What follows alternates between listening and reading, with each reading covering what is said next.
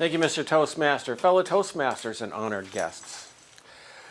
We were all kids once, and we learned some basic lessons on how to get along with one another.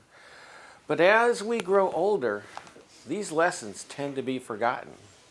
But I have found the way to be reminded of those important lessons. That way is simply this: hang around kids. When my daughter was only 4 years old, I relearned an important lesson from her. We were sitting out in the porch one spring morning. It was a beautiful day, and she had two red apples. And I said to her, "Kimberly, would you like to share one of those apples?" She didn't say anything. She took a bite of an apple. She took a bite of the other apple. And I was thinking, you know what I was thinking.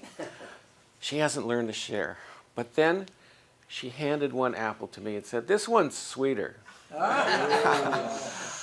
And to this day, she still is. As she grew older, she shared much more. I remember when she got her Easy Bake Oven. Those of you who are female, you remember getting that Easy Bake Oven? She used to love making cookies for her brothers. And she was so excited about doing things for others, she would take toys in the house and wrap them up, gift wrap them, and then invite one of her brothers there, just so she could see his eyes light up. "I've got a present." And then he'd open it and see it was a toy that was already there.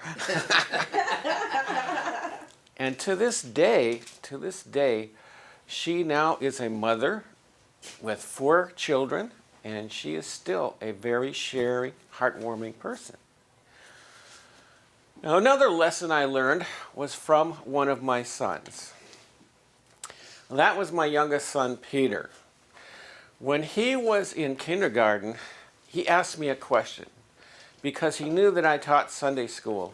And he said to me, "Dad, does God hear our prayer?" And I said, "Yes, he does." "Does God answer prayers?" I said, "Yes, he does." And he said, "Oh, great, Dad, now you're going to get me a dog." And I thought, I didn't say anything, but I said, "There's no way I'm getting a dog." But you know, there's a lesson in that too. Because one day I came home from work, and there was a big dog in the house. I said, "What happened here?" And Peter said, "Well, it's a big dog. It's a chow.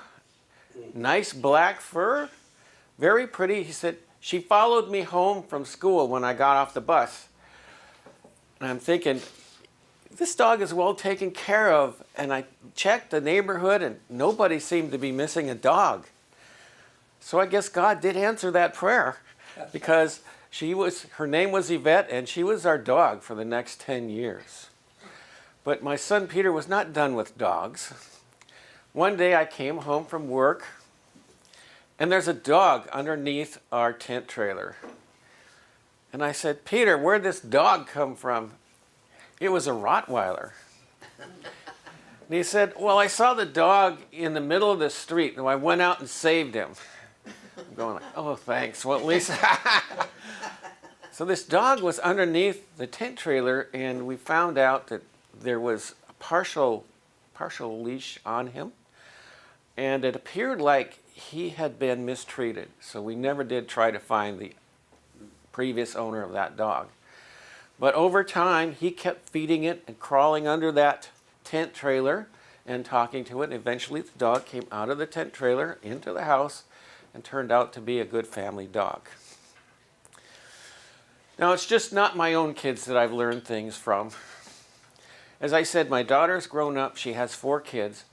And one of her sons, who's now 7, when he was about 3 years old, whenever I'd go visit in California, my daughter Kimberly would tell me, "Dad, why don't you read to the kids?" So I'd sit down and read to the kids.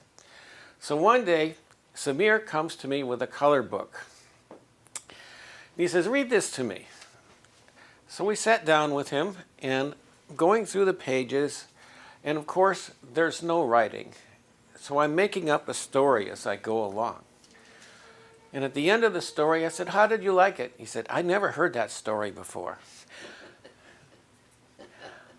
So one thing I learned from Samir was kids appreciate creativity.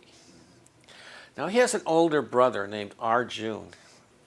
And Arjun and I were talking one day, and he was writing something. In fact, the boys have learned cursive just a year ago.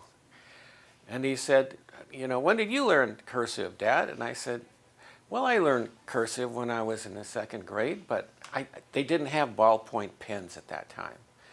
He said, oh, did you use a feather?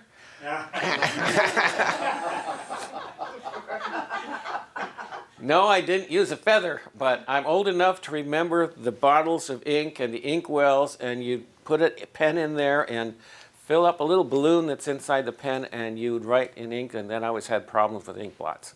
It was never pretty. The ballpoint pen was a much better invention, I can tell you that. So those are the lessons I have relearned since becoming an adult. The first is to be gracious and sharing, and I relearned that this morning because Samantha was kind enough, the chess mistress was kind enough to give me the chess queen this morning, which is something I needed to complete my chess set at home. And I'm sure her father would be proud of her. And I also learned to be creative. And finally, God does answer prayer. And I hope you folks enjoy your kids and your grandkids as much as I do mine. Mr. Toastmaster. Thank you, Jeff.